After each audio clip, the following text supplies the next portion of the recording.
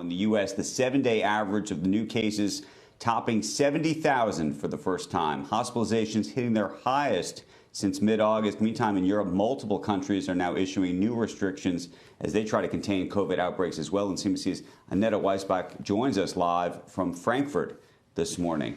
Annette.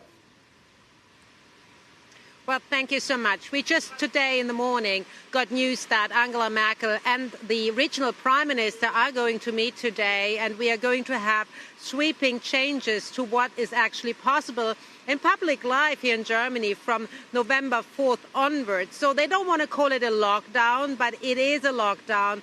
They might call it a lockdown light or wave breaker lockdown, because we have another day of record infections here in Germany. So essentially what's going to happen, restaurants will close, gyms will close, theaters will close, operas, etc. Everything is going to close down from November 4th onwards. Also, any travel apart from business travel will be banned. Meeting other people will be banned.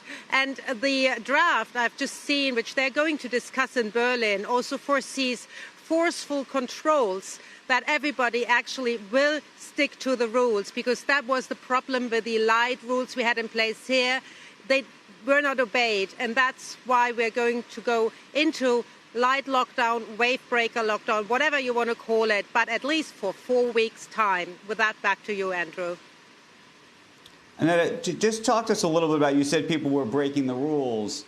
What do you mean by that right now, in terms of you have restaurants open, you have gyms open, you talked about the opera being open. All of those things, by the way, for the most part, are much more open in Germany, for example, than they are in the United States. And to the extent that you are any type of signal or precursor to what we may be looking at, I think we're all trying to understand what's happening. Well, exactly. The rules were, for example, you were not allowed to meet more than 5 people from 2 different households. Nobody was sticking to that.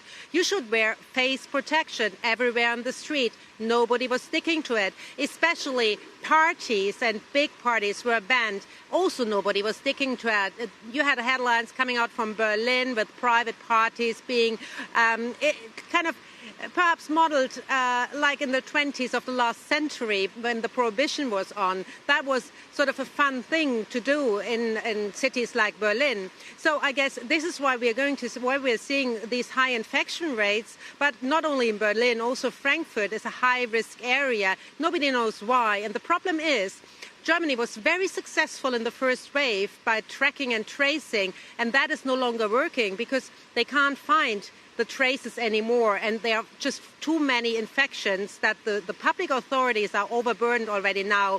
And that's what Angela Merkel said yesterday. If we don't do anything now, we have full capacities in our hospitals by mid-December. That's something nobody wants. Shepard Smith here. Thanks for watching CNBC on YouTube.